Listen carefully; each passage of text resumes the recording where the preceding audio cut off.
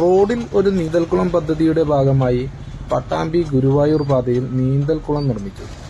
Bike, car, jeep തുടങ്ങിയ ചെറിയ വാഹനങ്ങൾക്ക് ഇറങ്ങി കുളിക്കാവുന്ന രീതിയിലാണ് ഈ കുളം നിർമ്മിച്ചിരിക്കുന്നത്. പൊതുമരാമത്ത് വകുപ്പിന്റെ ഏകദേശം 1.5 വർഷത്തെ പരിശ്രമ ഫലമായാണ് ഇത്തരമൊരു നീന്തൽക്കുളം നിർമ്മിക്കാനായത്. സമീപവാസികളും ചില പൊതുജനങ്ങളും ഈ പദ്ധതി മുടക്കുന്നതിനു വേണ്ടി മണ്ണിട്ട് ഈ കുളം നികത്താൻ ശ്രമിച്ചെങ്കിലും അധികൃതരുടെ കൃത്യമായ ഇടപെടൽ മൂലം ഈ നീന്തൽക്കുളം നിലനിർത്താൻ സാധിച്ചു. ഏകദേശം 20 അടി നീളവും 15 അടിയോളം വീതിയുമുള്ള ഈ കുളത്തിലേക്ക് വർഷകാലങ്ങളിൽ മഴവെള്ളവും വേനൽക്കാലങ്ങളിൽ വാട്ടർ അതോറിറ്റിയുമായി സഹകരിച്ചും വെള്ളം ലഭ്യമാക്കാനാണ് ആലോചിക്കുന്നത്.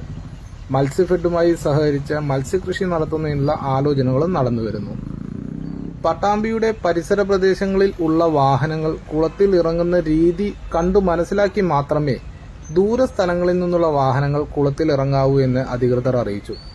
ബൈക്കിൽ യാത്ര ചെയ്യുന്നവർ നീന്തൽ അറിയുമെങ്കിൽ മാത്രമേ കുളത്തിൽ ഇറങ്ങാവൂ.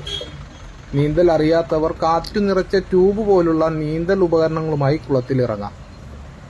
ഈ കുളത്തിൽ നിന്ന് 150 മീറ്റർ മാറി തോട്ടപ്പായ സെന്ററിൽ മറ്റൊരു കുളത്തിന്റെ പണികളും നടന്നുവരുന്നു. 2-3 മാസങ്ങൾ കൊണ്ട് തോട്ടപ്പായ സെന്ററിൽ ഇതിലും വലിയ ഒരു കുളം സാധ്യമാകുമെന്ന് ബന്ധപ്പെട്ടവർ അറിയിച്ചു.